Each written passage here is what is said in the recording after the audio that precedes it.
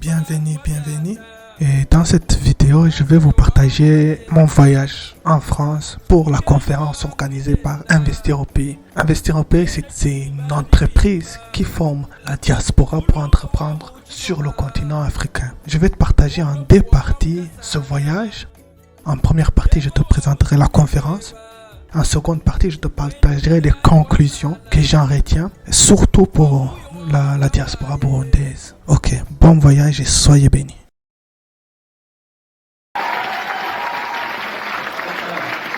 Merci beaucoup à tous d'être venus. Vous pouvez de prendre place. C'est maintenant que le vrai business commence. Afin d'apprendre le Kirundi, le Kinyarwanda, le Swahili, rends-toi sur notre plateforme audikaribu.com. Imani Shobora Vyose. Viens Seigneur Tout-Puissant, que ta puissance me dirige, que ton Saint-Esprit me dirige, et que ta puissance puisse toucher quelqu'un qui écoute la parole, qui écoute cette vidéo.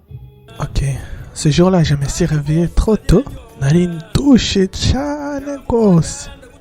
Donc je me suis réveillé vers 3h du matin pour arriver 8h du matin depuis la Belgique. Mais c'était bon, j'ai fait un bon chemin. Et au Bufaransa nigiye gukiza kose. Hari ibintu binini binini. Wow. Ukuri twashyize n'amahoro. Urabona yuko hari abantu benshi n'abazungu barimo. Ok, arrivé à la conférence, c'était bon, j'étais bien rentré rapidement. Dans la première partie de la conférence, il y a eu tout d'abord l'intervention d'un entrepreneur qui s'appelle John Young, un Sénégalais qui est parti du Sénégal aux États-Unis, puis il est rentré au Sénégal pour entreprendre dans l'agriculture, dans d'autres choses, et il nous a donné la motivation d'entreprendre. Et vraiment, il a dit des mots très importants, très durs, qui nous motivent.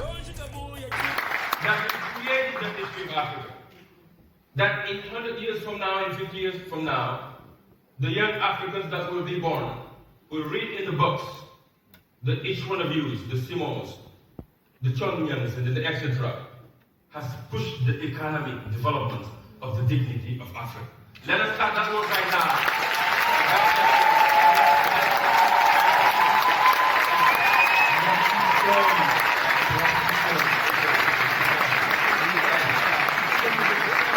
Ensuite, il y a eu Papa Bertin Tchofo.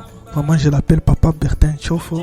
Vraiment, c'est comme le coup de cœur pour moi dans cette conférence. Il a investi dans les industries. Il est parti du Cameroun pour aller en France. Et en France, il était devenu même SDF. Après, il s'est relevé par la grâce de Dieu. Et il a créé vraiment des grandes choses. Il est retourné au Cameroun faire des industries. Et il parlait beaucoup de business qu'il faisait avec des millions d'euros, de dollars. Vraiment, j'étais impressionné. Mais ce qui m'a impressionné surtout, c'est vraiment la rencontre avec Christ. On sent qu'il est conduit par le Saint-Esprit. Et il a mis en avant ce fait-là qu'il a rencontré. La rencontre avec Christ, c'est quelque chose, la première chose avant de jongler avec toute cette somme d'argent. Et c'est ça que j'ai vraiment aimé. Il avait une très grande Mercedes. Et moi, je venais de donner ma vie en Christ. Je le voyais comme le papa le plus intelligent du monde, le plus riche et le pasteur le plus puissant, jusqu'au jour où je le trouve dans son bureau triste parce qu'on était sorti de la salle, parce que la salle n'était pas payée pendant 6 mois. J'ai dit, Seigneur, mes premiers pics seront pour la construction des temples.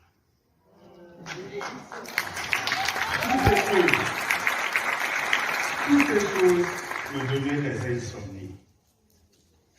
Ensuite, il avait la grande Maureen Haïté, une entrepreneuse, Nana Wax. Vraiment, j'ai beaucoup aimé sa manière, sa rigueur dans le travail. Au niveau du timing, au niveau de la conscience de travail, vraiment, j'ai pris que le Saint-Esprit la touche. Mais j'ai vraiment aimé.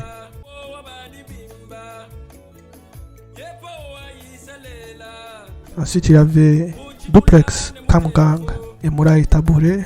C'était deux personnes qui nous ont expliqué vraiment des choses très importantes concernant la start-up. Ils ont respectivement des start-up de plus de 6 millions de dollars et une autre de 10 millions de dollars de valeur. Ils nous ont présenté vraiment leur start-up, ils nous ont expliqué beaucoup des chiffres Et là, c'est vrai, je dois dire la vérité, j'ai été surpassé. Ils ont dit des choses compliquées, des mots difficiles, très techniques. Et là, j'ai vu que je n'étais pas au niveau. Je n'étais pas au niveau intellectuel, au niveau de la connaissance. Ça m'a fait comprendre que j'ai beaucoup encore à travailler. Les Occidentaux se sont dit partager l'Afrique. Ils n'ont pas tenu compte de nos coutumes, de nos langues. Et ils ont divisé, par exemple, on parlait avec Schneider, les femmes par rapport au Cameroun, le Togo, du Ghana et le Bénin et le Togo. Donc, aujourd'hui, j'ai l'impression que Philippe, avec toute ton équipe, parce que c'est la première fois que je regarde ton équipe, vous allez réunifier l'Afrique. Ok. Pour moi, personnellement, cette conférence a été vraiment un succès. Ça m'a appris beaucoup de choses et ça m'a vraiment motivé à aller de l'avant dans mes projets personnels. Et également, je tiens à m'adresser à la diaspora burundaise, à Balemu Mahanga, ceux qui sont touchés par des dépressions, des solitudes, des envies de suicide, des envies de drogue, de la perte d'une personne, de la perte du sens de la vie. Que le Saint-Esprit les touche en ce moment, directement au nom de Jésus-Christ. Et j'invite vraiment à ceux qui sont dans les groupes de partager leurs soucis, leur mal-être, mais aussi leurs envies de projets pour qu'on puisse être une diaspora qui s'aime et qui s'entretient, qui partage vraiment les connaissances. Et c'est ça vraiment que j'ai vu dans cette conférence. J'ai vu qu'il y a beaucoup de connaissances différentes qui se rejoignent. Et on ne peut pas savoir tout dans la vie, mais vraiment partager la connaissance permet vraiment d'avancer vite et bien. Ok, que le Seigneur Tout-Puissant te bénisse et sache que Imani Shobala Dios.